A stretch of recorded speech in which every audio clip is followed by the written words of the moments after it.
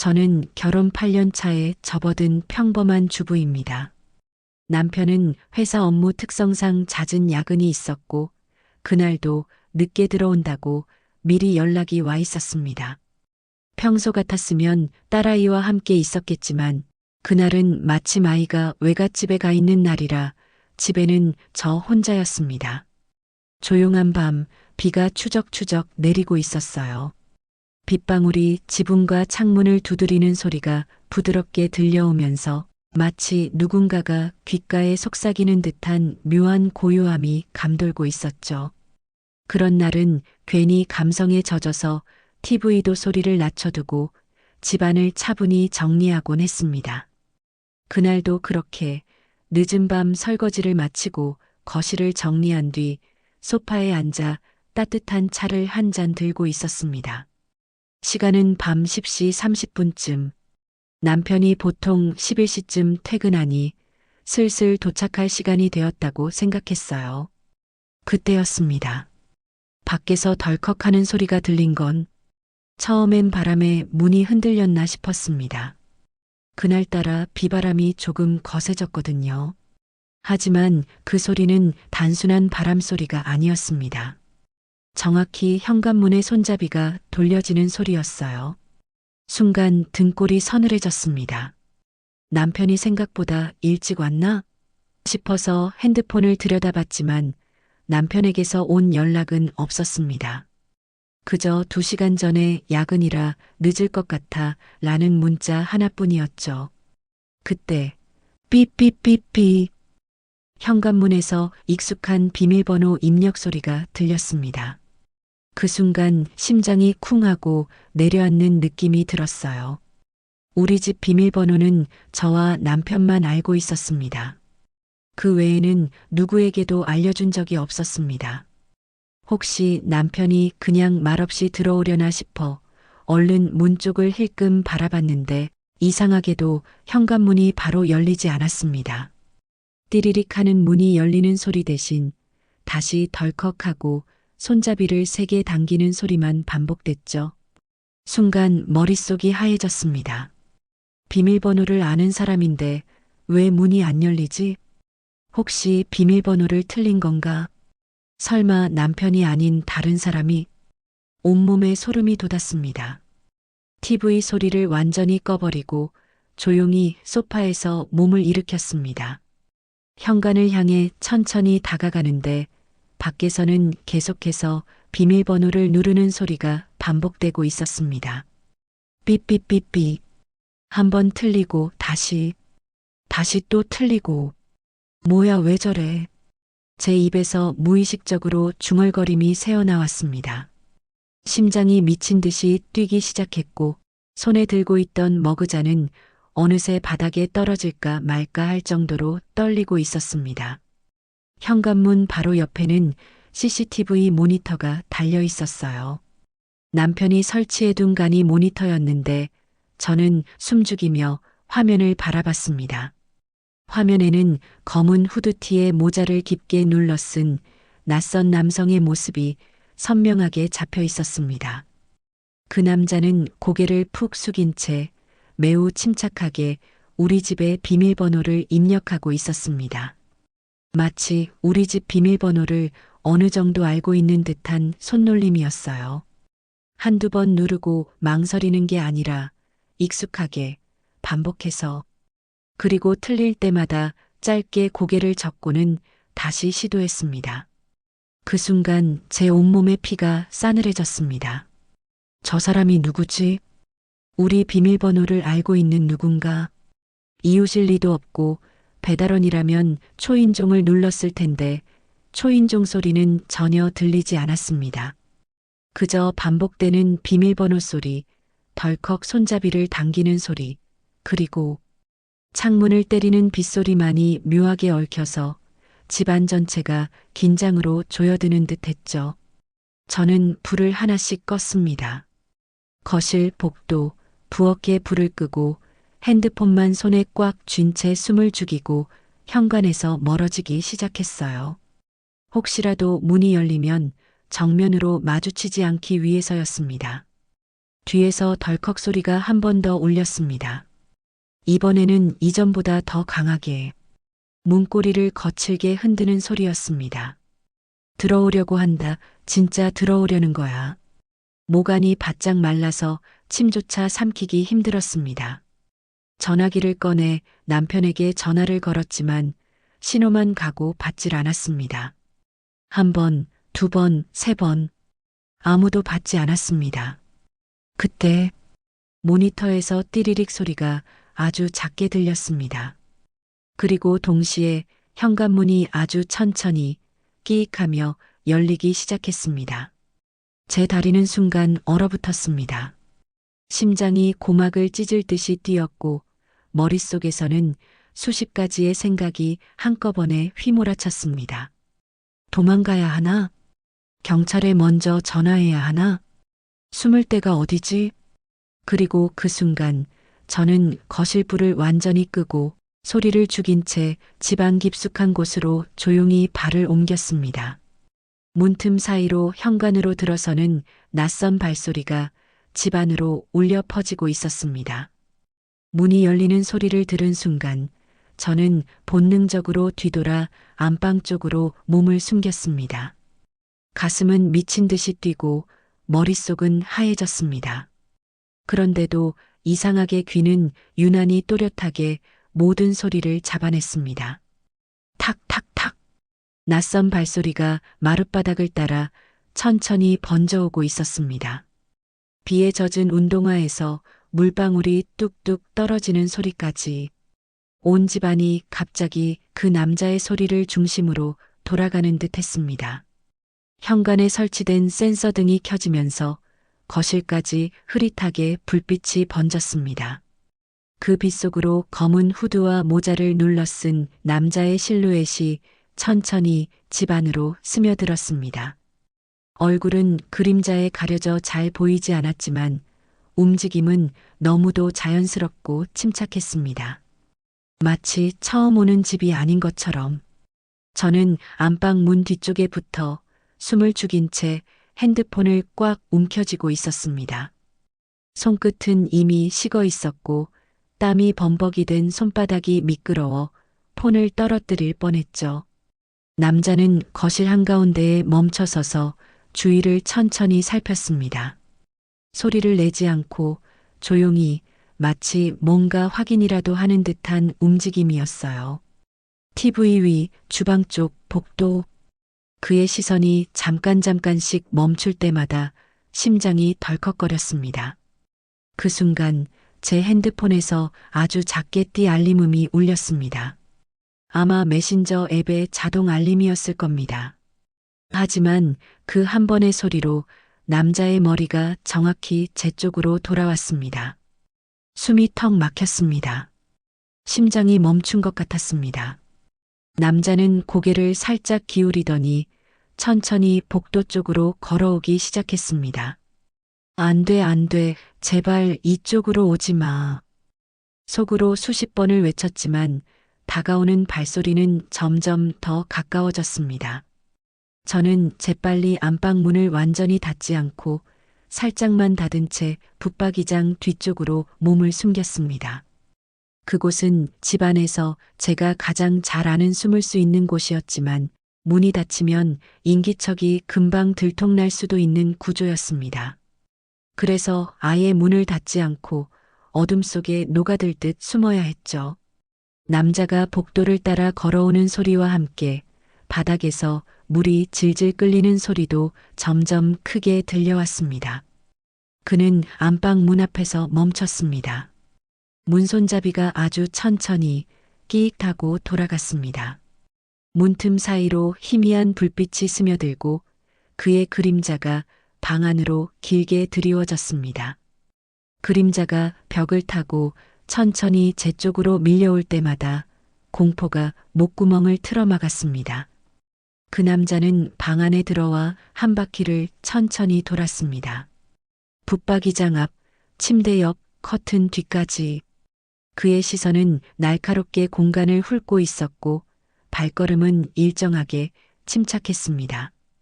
도둑이라기보다는 마치 찾고 있는 무언가가 있는 사람처럼 붙박이장 뒤에 숨어 있던 저는 숨을 들이마시지도 내쉬지도 못한 채 눈을 질끈 감았습니다.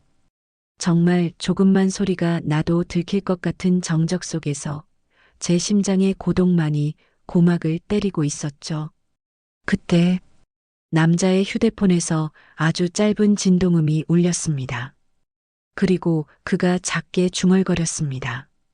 여기 맞잖아. 순간 등골이 싸늘해졌습니다. 그 목소리는 낮고 차분했지만 묘하게 섬뜩했습니다. 여기 맞잖아. 그는 무언가 정확히 이 집을 알고 있었습니다. 그는 방 안을 한참 둘러본 뒤 다시 복도로 나갔습니다.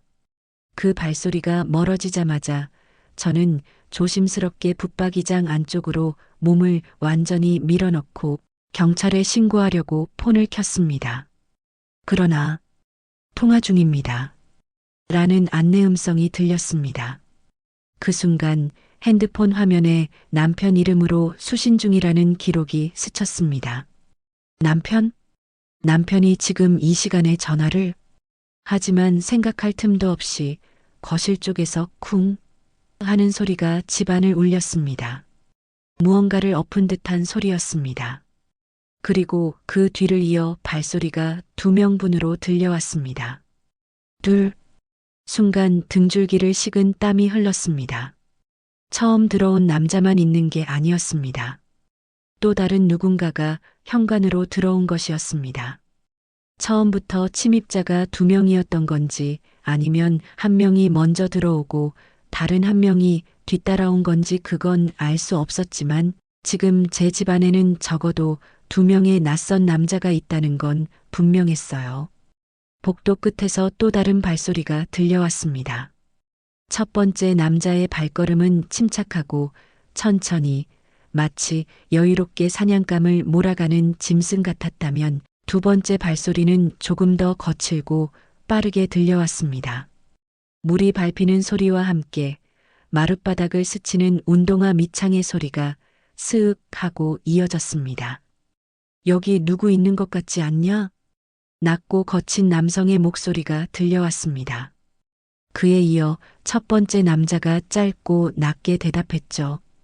조용히 해. 먼저 확인부터 해. 두 사람은 마치 서로를 잘 아는 듯 군말 없이 움직였습니다.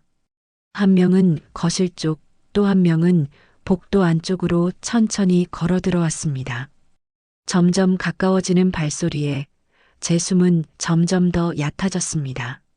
숨을 들이쉬는 것조차 들킬까봐 코끝을 틀어막고 있었죠. 제가 숨어 있는 안방 문틈 사이로 손전등 불빛이 아주 희미하게 스쳐 지나갔습니다.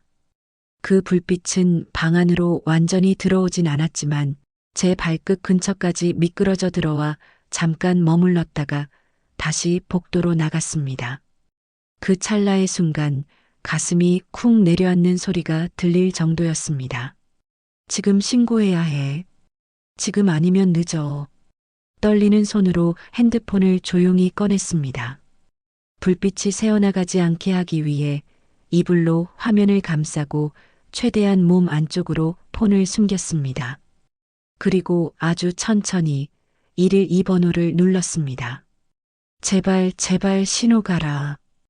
속으로 수십 번을 외치며 통화 버튼을 눌렀습니다. 뚜루루 뚜루루. 그 짧은 신호음이 이렇게 길게 느껴진 적은 처음이었습니다. 그런데 그 순간, 야, 저기 문 좀 봐봐. 거칠고 낮은 목소리가 방 바로 앞에서 들렸습니다. 심장이 얼어붙었습니다. 발소리가 문 앞으로 다가오고 문 손잡이가 끼익하고 살짝 돌아갔습니다. 저는 반사적으로 통화 버튼을 누른 채 폰을 가슴에 꼭 끌어안았습니다. 112입니다. 신고 내용 말씀해 주시겠습니까? 들리는 접수원의 목소리. 그와 동시에 방문이 쾅 하고 세게 흔들렸습니다. 안에 누구 있어? 낯선 남자의 거친 목소리. 저도 모르게 폰을 이불 속으로 파묻으며 숨을 죽였습니다. 여보세요? 신고자분, 들리십니까? 폰 스피커에서 접수원의 목소리가 울려 퍼졌습니다. 끝났다고 생각했어요. 그 짧은 한 문장이 어둠 속에서 울려 퍼지는 순간 남자가 확실히 무언가를 눈치챘습니다. 야, 여기 안에 누가 있어? 이 방 봐. 문 따. 빨리. 쿵쿵쿵. 문을 걷어차는 소리가 안방 전체를 울렸습니다. 그 충격에 벽에 걸린 액자가 떨어져 쨍그랑하고 산산이 부서졌습니다. 저는 이불 속에서 폰을 움켜쥔 채 떨리는 목소리로 제발 살려주세요. 침입자가 집에. 를 속삭이듯 말했지만 접수원은 제대로 듣지 못한 듯 했습니다. 그때 문이 휘청거리며 조금 열렸습니다. 잠금 장치가 없었던 방문은 힘으로 밀면 열리는 구조였기 때문이었습니다. 야, 안에 있는 거 다 알아. 나와. 괜히 숨지 말고 조용히 나와.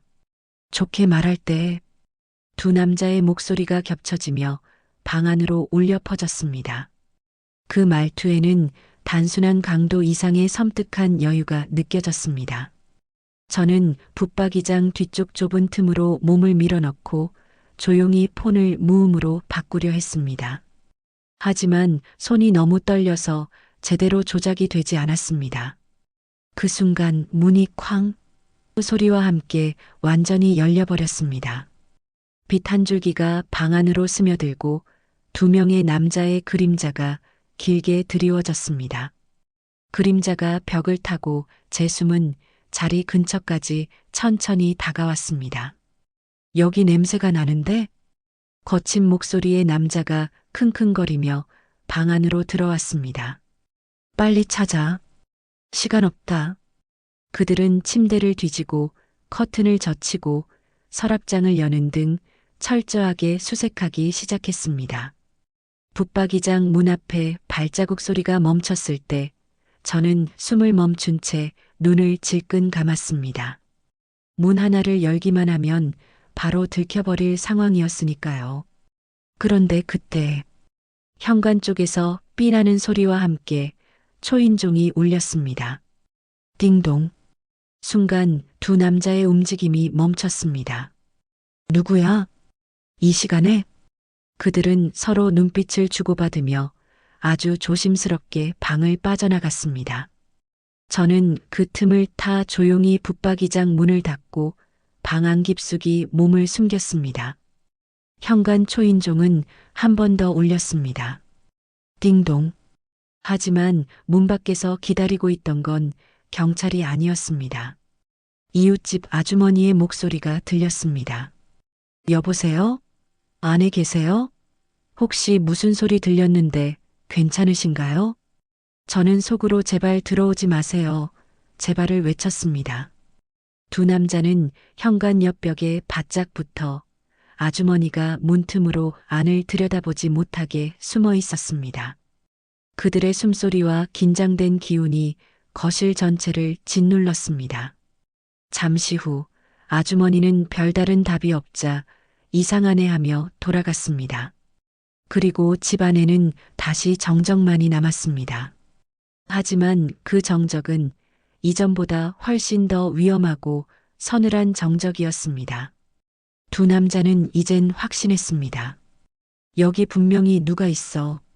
숨은 거야. 위층부터 뒤져. 너는 여기, 나는 부엌. 그들의 움직임이 분리되며 본격적인 숨바꼭질이 시작됐습니다.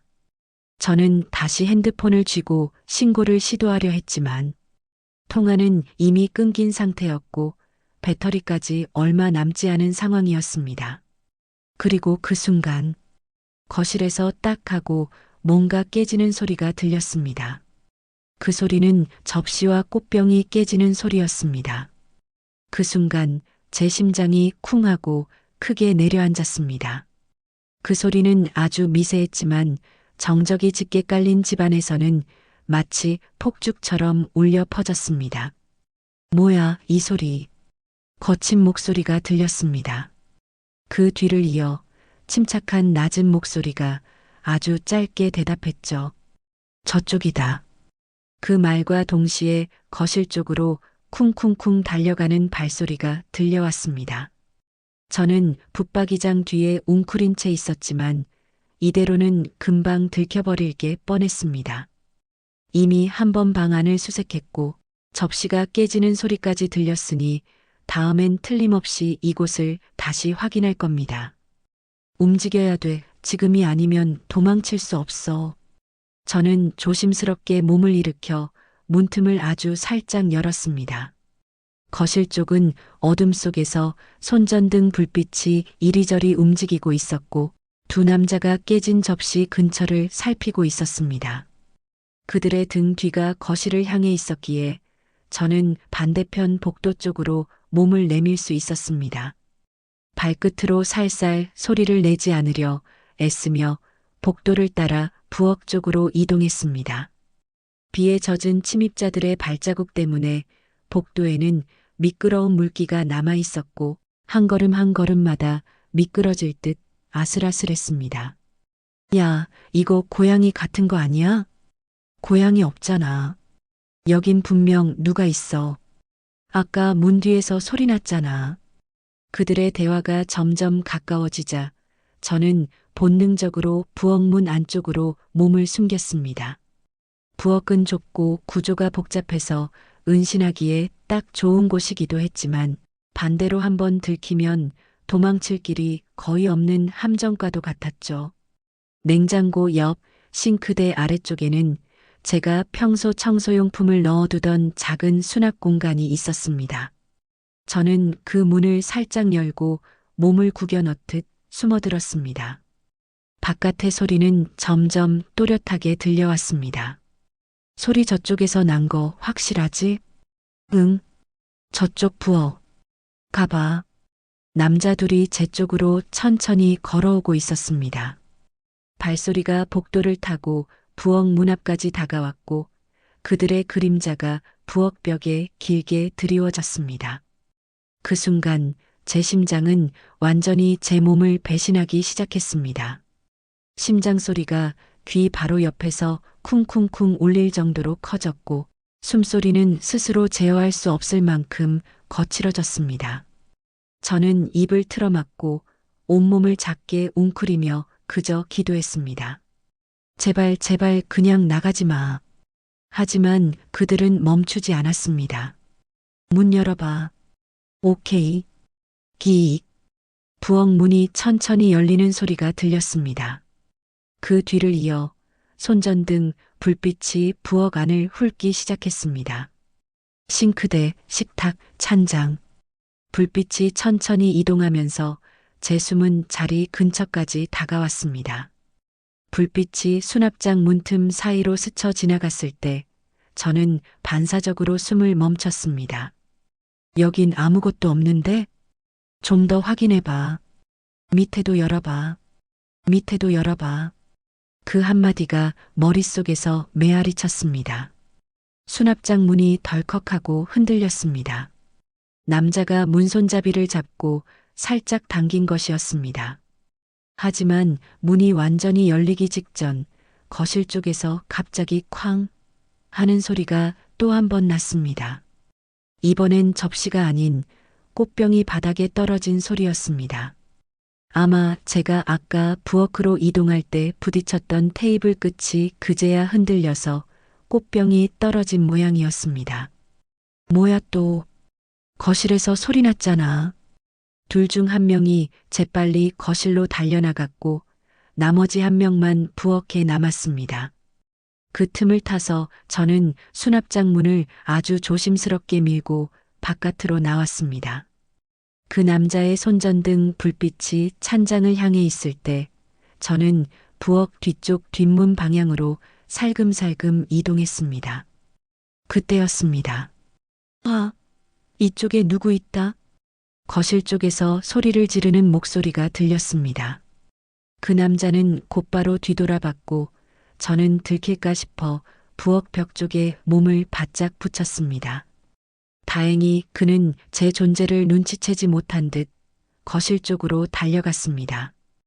저는 심장이 터질 듯한 상태에서 겨우 폰을 꺼내 들었습니다. 아까 실패했던 112 신고를 다시 시도하려 했습니다. 하지만 배터리가 5% 미만, 그리고 손에 땀이 흥건해서 화면을 제대로 누르지 못했습니다. 떨리는 손으로 간신히 번호를 누르고 통화 버튼을 누른 순간 우당탕 제 발 뒤쪽에 있던 접시 하나가 바닥에 떨어지며 산산이 부서졌습니다. 아, 부엌이다. 거실에 있던 두 남자가 동시에 외쳤습니다. 저는 그 즉시 뒤도 돌아보지 않고 복도 쪽으로 전력 질주했습니다. 슬리퍼도 벗어버리고 맨발로 미끄러운 바닥을 뛰었습니다.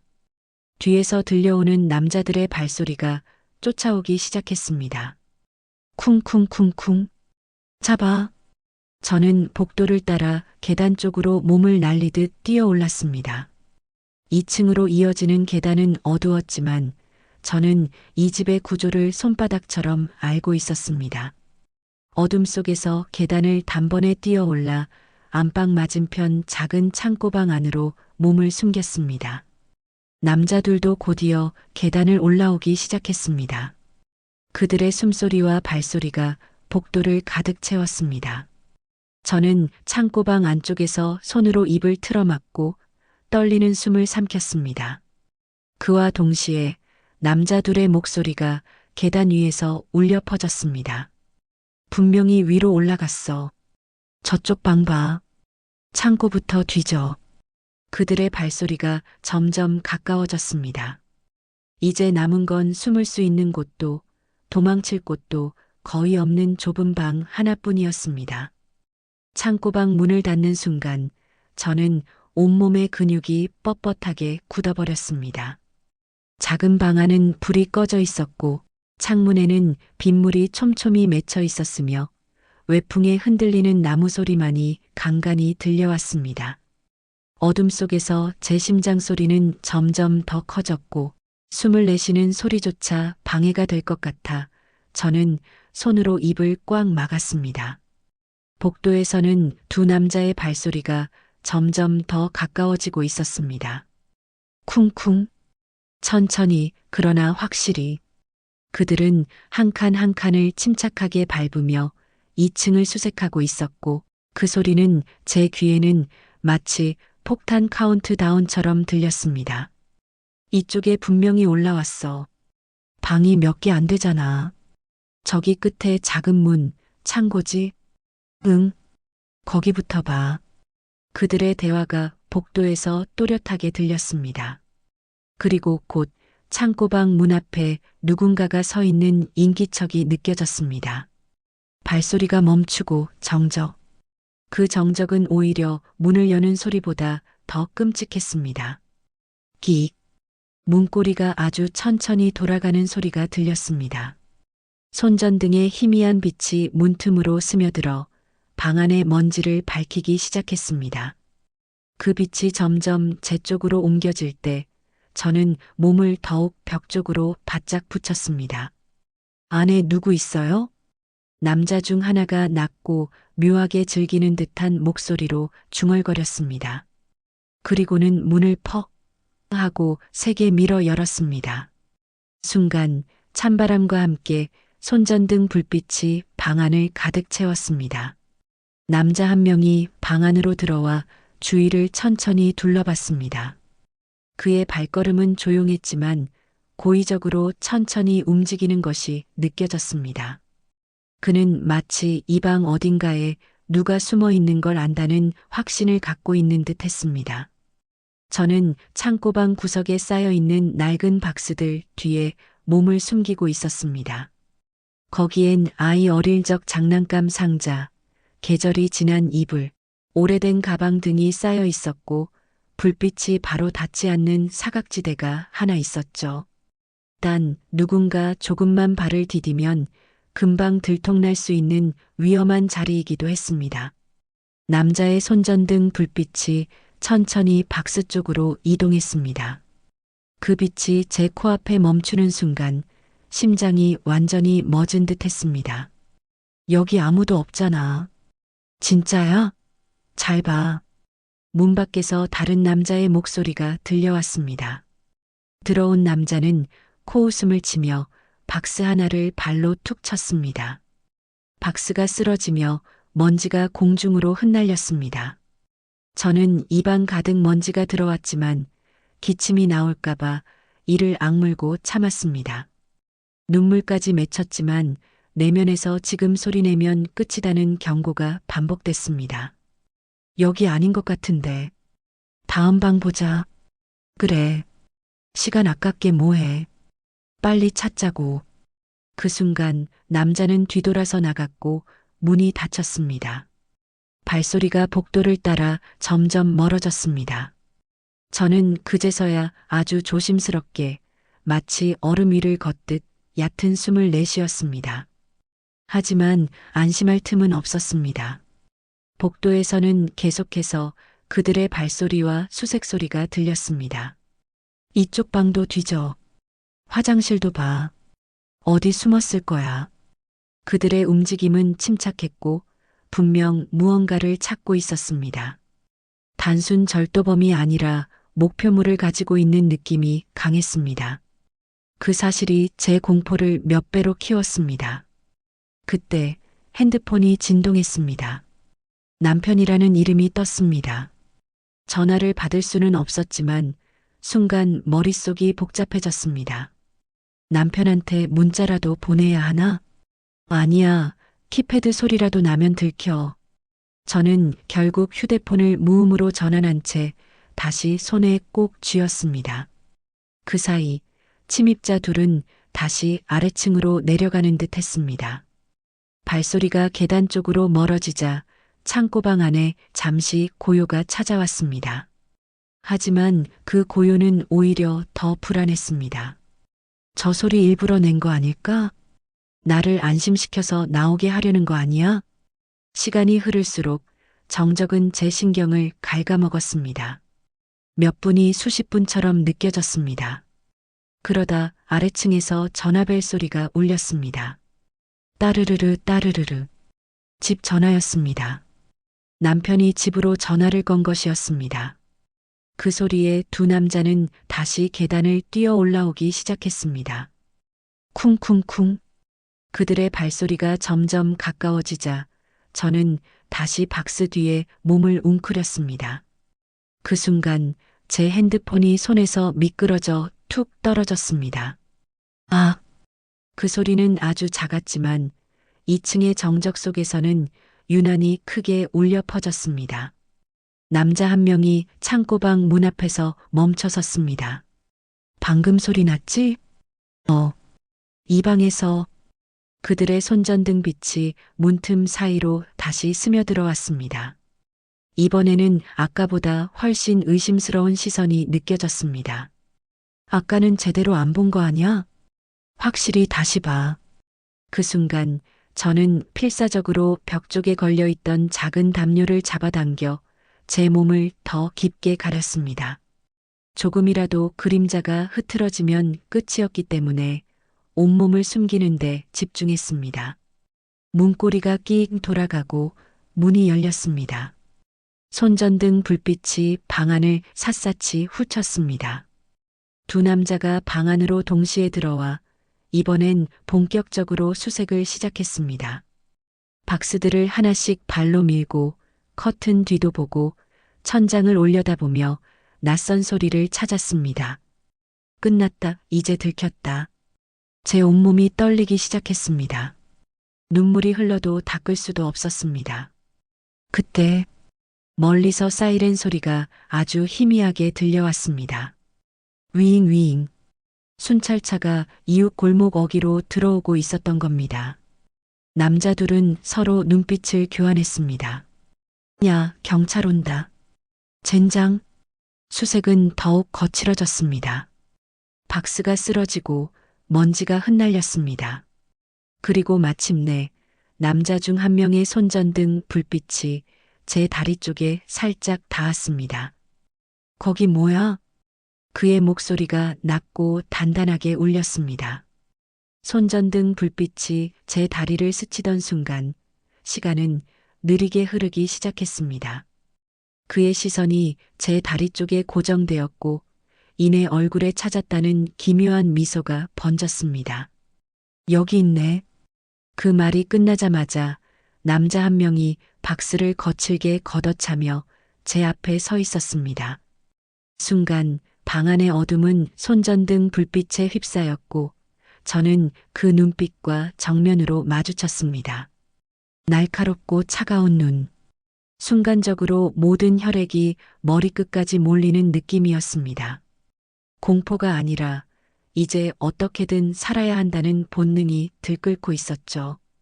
도망칠 생각하지 마. 가만히 있어. 남자가 낮게 으르렁거리듯 말했습니다. 그의 손에는 공구 가방에서 꺼낸 듯한 짧은 쇠파이프가 들려 있었습니다. 또 다른 남자는 문을 가로막고 서서 도망갈 틈을 완전히 차단했습니다. 저는 뒤로 물러서다가 벽에 등을 붙였습니다. 제발 제발 이러지 마세요. 돈 필요하시면 가져가세요. 다 아래층에 있어요. 제발이요. 제 목소리는 떨리고 있었지만 최대한 침착하게 말하려 애썼습니다. 돈, 그딴 거 필요 없어. 우린. 남자가 무언가를 말하려는 순간 위잉위잉. 바깥 골목에서 경찰 사이렌 소리가 좀 더 가까이 들려왔습니다. 그 순간 남자들의 얼굴이 굳어졌습니다. 경찰 온다. 젠장 빨리 끝내. 끝낸다는 말이 귀에 들어오는 순간 제 몸은 자동적으로 반응했습니다. 저는 곧바로 옆에 있던 작은 이불 박스를 들어 남자의 얼굴 쪽으로 3개 던졌습니다. 퍽! 박스가 그의 얼굴에 부딪히며 잠깐 시야를 가렸고 그 틈을 타 저는 문 쪽으로 달려나갔습니다. 잡아! 문을 가로막고 있던 다른 남자가 제 팔을 낚아챘습니다. 그의 소나기는 쇠처럼 단단했고 저는 거의 끌려가다시피 했습니다. 하지만 필사적으로 몸을 비틀며 근처 서랍장 위에 있던 꽃병을 집어들었습니다. 쨍그랑 꽃병이 남자의 어깨에 부딪히며 산산조각 났습니다. 깨진 파편들이 바닥에 흩어지며 날카로운 소리를 냈습니다. 그 소리는 이웃집 창문까지 울려 퍼졌습니다. 그리고 그 시끄러운 파편 소리와 함께 아래층에서 누군가의 외침이 들렸습니다. 경찰입니다. 안에 계신 분 문 여세요. 경찰이 드디어 집 앞에 도착한 것이었습니다. 남자들은 서로를 잠시 쳐다봤습니다. 망할 경찰이 벌써. 뒤쪽 창문으로 가자. 그들은 2층 복도 끝에 작은 창문 쪽으로 몸을 돌렸습니다. 그 순간 저는 문 옆에 있던 작은 핸드폰 충전기 줄을 재빨리 집어 던졌습니다. 그게 한 남자의 발에 걸리면서 그가 그대로 바닥에 넘어졌습니다. 쿵! 그가 떨어지면서 들려온 굉음은 마치 집 전체가 울리는 듯 했습니다. 이 소리를 들은 경찰들은 망설임 없이 진입을 시작했습니다. 문 개방한다. 하나, 둘. 철컥. 망치와 지렛대로 현관문이 부서지며 경찰들이 집 안으로 들이닥쳤습니다. 하지만 경찰이 2층까지 올라오기 전 남자 한 명은 창문을 열고 지붕 쪽으로 탈출을 시도했습니다. 저는 그를 막을 수 없었고 남은 한 명이 다시 저에게 달려들었습니다. 인연이. 그의 팔이 제 목을 향해 휘둘러졌고 저는 본능적으로 몸을 숙이면서 옆으로 구르듯 피했습니다. 그의 손끝이 제 어깨를 스치며 따끔한 통증이 퍼졌습니다. 바닥에 떨어진 깨진 꽃병 조각에 제 손바닥이 긁혔지만 아프다고 느낄 겨를도 없었습니다. 그 순간 경찰 2명이 계단을 뛰어 올라왔습니다. 멈춰. 움직이지 마. 경찰이다. 손들어. 남자는 순간적으로 당황한 듯 멈칫하더니 반쯤 열린 창문 쪽으로 뛰어갔습니다. 하지만 경찰 중 한 명이 재빠르게 테이저건을 꺼내 겨누었습니다. 움직이지 마. 쏜다. 남자가 무시하고 창문으로 몸을 던지려는 순간 파지직 테이저건이 발사되었고 전극이 남자의 등 뒤에 꽂히면서 전기가 퍼졌습니다.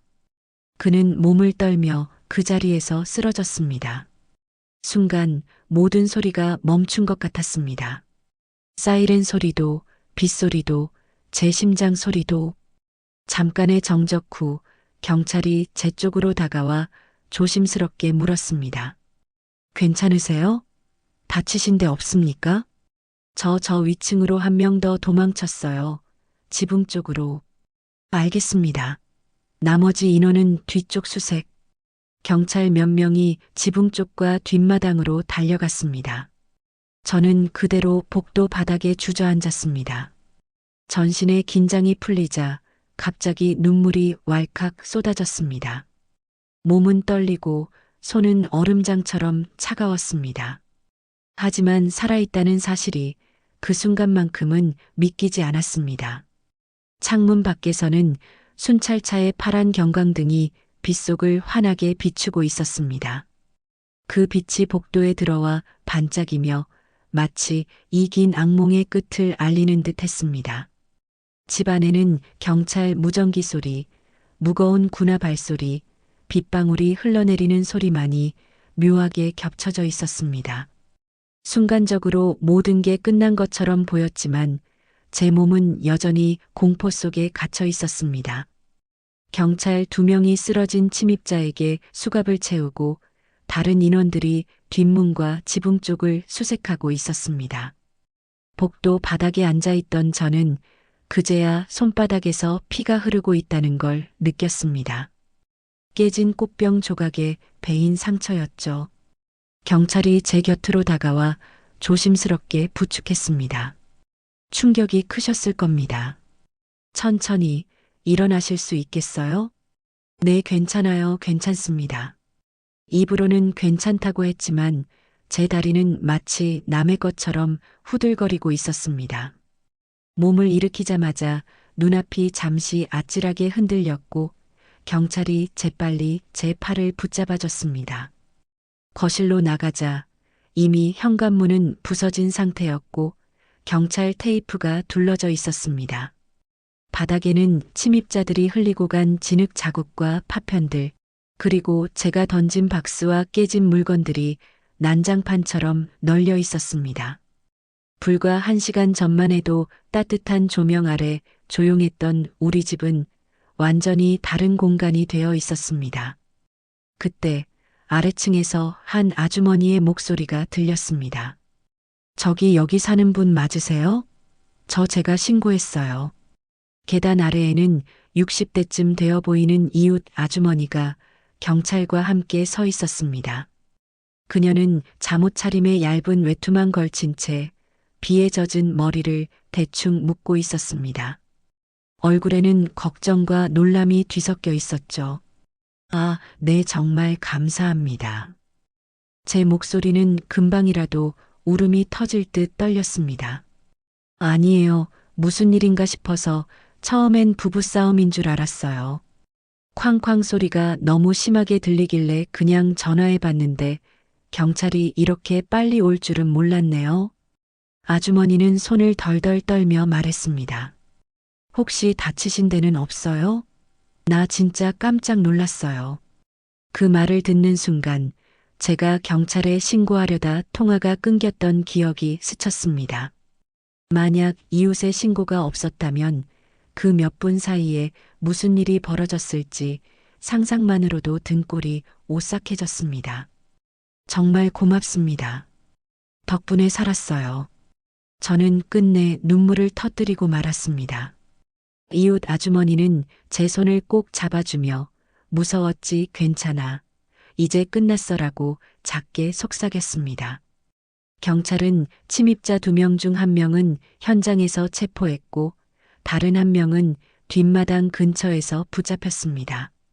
그들은 근처 공사장에서 일하던 외부인부들이었고 며칠 전 배송기사로 가장의 초인종을 눌러 비밀번호 일부를 알아냈다는 사실이 밝혀졌습니다.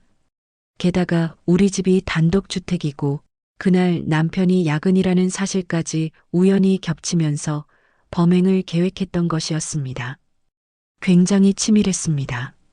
비밀번호 일부를 알고 있었기 때문에 처음엔 단순 도난 사건으로 오인할 뻔했어요. 수사관이 현장을 정리하며 설명했습니다.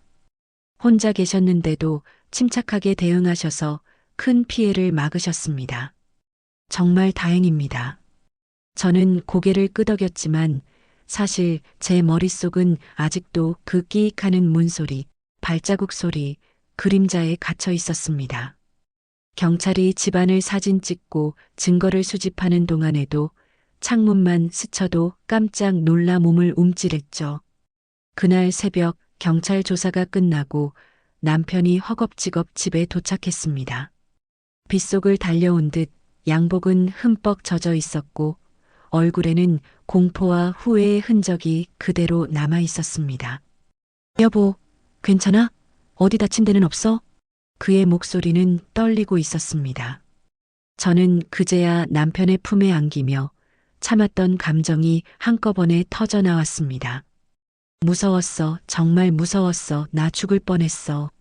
남편은 아무 말 없이 저를 꼭 끌어안았습니다. 빗방울과 눈물이 뒤섞인 채 그 짧은 포옹 안에서 저는 비로소 살아남았다는 실감을 했습니다. 며칠 뒤 집은 완전히 수리되고 경보장치와 CCTV가 강화되었습니다. 하지만 이상하게도 그날의 소리들은 여전히 제 귀에 남아 있었습니다. 밤이 되면 문고리가 돌아가는 소리가 환청처럼 들리기도 했고 작은 발소리에도 심장이 벌렁거렸습니다. 안방 붙박이장 뒤에 숨어있던 순간을 떠올리면 손끝이 식어가고 어깨에는 그날 남자가 휘두른 손의 감각이 아직도 남아 있었습니다. 저는 결국 심리 상담을 받기 시작했습니다. 경찰은 이런 경우 생각보다 후유증이 크다고 말했습니다. 실제로 제가 겪은 사건은 단순한 침입이 아니라 살면서 단 한 번도 겪지 않았던 공포와 생존의 경계였으니까요. 시간이 조금 흐른 뒤 아래층 아주머니를 찾아가 인사를 드렸습니다. 그녀는 여전히 걱정스러운 얼굴로 저를 맞이했지만 밝게 웃으며 이렇게 말했습니다. 그날 내가 그냥 귀찮다고 넘겼으면 어쩔 뻔했어. 앞으로 무슨 일 있으면 바로 문 두드려요. 이웃이잖아요. 그 말이 참 따뜻하게 가슴에 남았습니다. 만약 그 밤 그녀의 신고가 없었다면 저는 지금 이 이야기를 이렇게 전하지 못했을지도 모릅니다. 그날 이후 우리 가족에게 집은 단순한 공간이 아니라 지켜야 할 곳이 되었습니다. 비밀번호를 누르는 소리 하나로 시작된 그 밤의 공포는 제 인생에서 절대 잊지 못할 순간으로 남았습니다. 하지만 동시에 이웃의 관심과 경찰의 신속한 대응 덕분에 살아남을 수 있었던 감사의 순간이기도 했습니다. 지금 이 이야기를 듣고 계신 분들 중에서도 설마 나한테 그런 일이라고 생각하시는 분들이 많을 겁니다. 저도 그랬습니다. 하지만 범죄는 언제 누구에게나 찾아올 수 있습니다. 평소의 작은 대비와 주변의 관심이 누군가의 생명을 구할 수도 있습니다. 그날의 범인들은 모두 체포되어 구속 수사를 받았고 저는 조금씩 일상을 되찾아가고 있습니다. 하지만 그날의 끼익 소리, 낯선 그림자, 그리고 붙박이장 뒤에서 숨죽이던 제 모습은 오래도록 제 기억 속에 남아있을 것입니다. 그리고 저는 매일 밤 현관문을 다시 한번 확인하며 마음속으로 이렇게 되뇌입니다. 오늘은 괜찮다.